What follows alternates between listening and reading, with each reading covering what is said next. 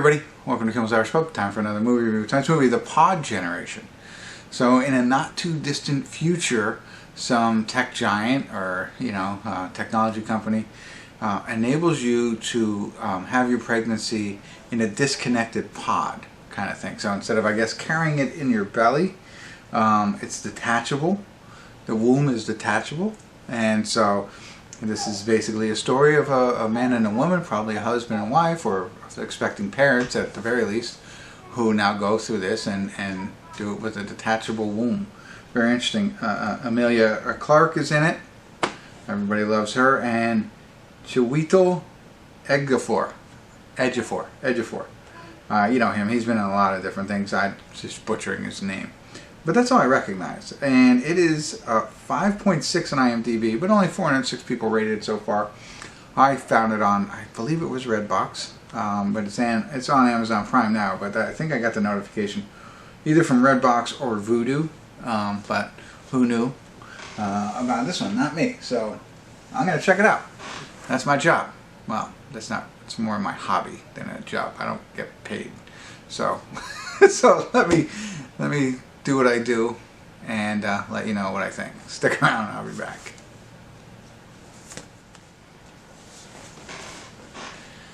Hey everybody, we're at the credits of, what did I watch? The Pod Generation. About an hour and 42 minutes long. There's 7 minutes of credits, just so you know. It started out incredibly interesting to me. So let me start there with this. They live in a near futuristic world. I know I said that, but I like those kinds of things where, the future seems realistic, right? There's a lot of different things that we're already doing today that happens, but it's like more common across all people, right? So, I know a lot of people have an Alexa, I'm going to say, because she's going to go off, right? That you can tell her and do different things, and there's a lot of that stuff. And well, this is kind of like a virtual assistant kind of situation. I'm just talking about the futuristic stuff, and I know, like, you can have certain things automated, like walked into a room, all the blinds go up, the lights go on, the coffee's made. Like, it all kind of exists today, but it's like so seamless in this. So I like those kinds of things. There's a lot of different other things, but they're moving away from natural stuff into artificial. There's a little post-credit scene going on here, so I'll get back to that. You know what I mean? It's moving into that. And in this couple, we have the husband and wife, the two actors that I had mentioned, and the wife, I don't even know what she seems like she works for, like an artificial intelligence type thing, like developing stuff like that. You only get one little meeting involved to see what she does.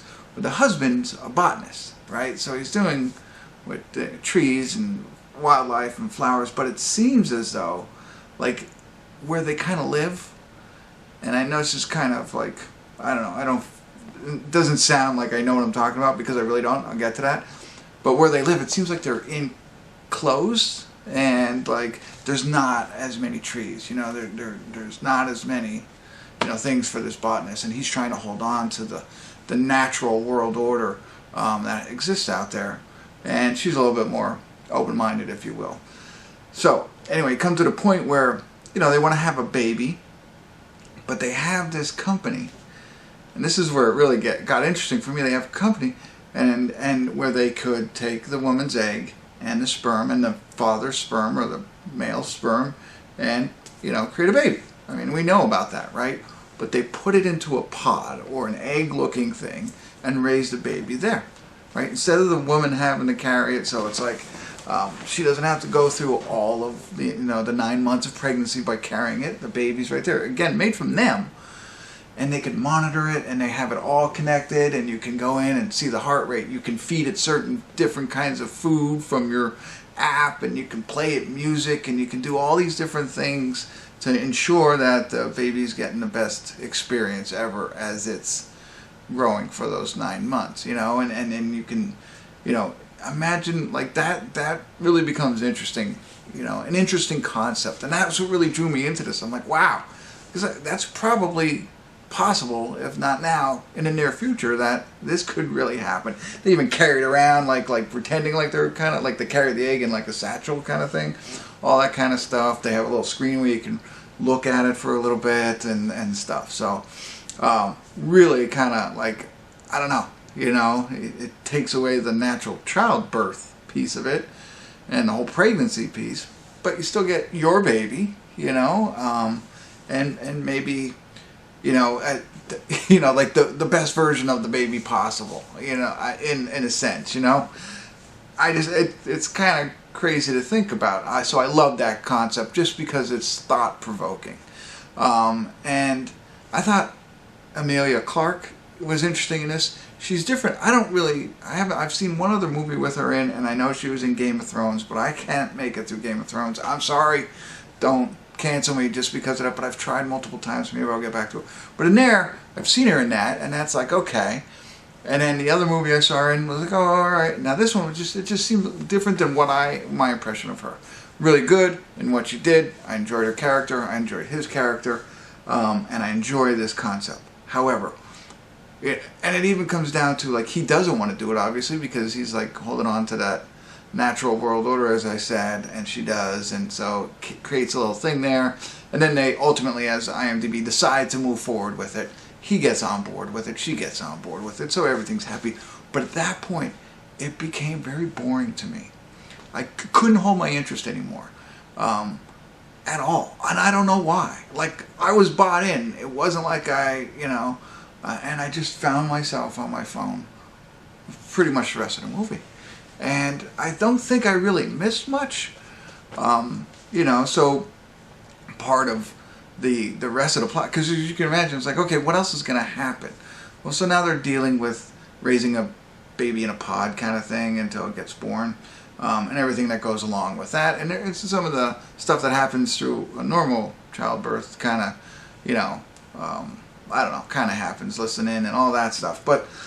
And they feel connected to it, which is great.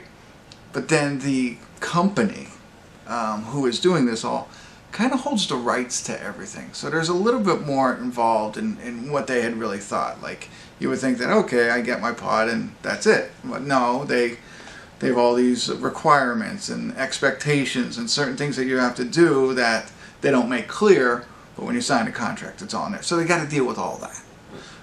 And that's your plot line right there. That's it. That's all there is to it. Very interesting concept, thought-provoking. Love that aspect of it, but I don't know if it got dry or what happened, but it just lost my interest about halfway. Not even halfway, 30 minutes through the film. Once they had the pod, I lost interest.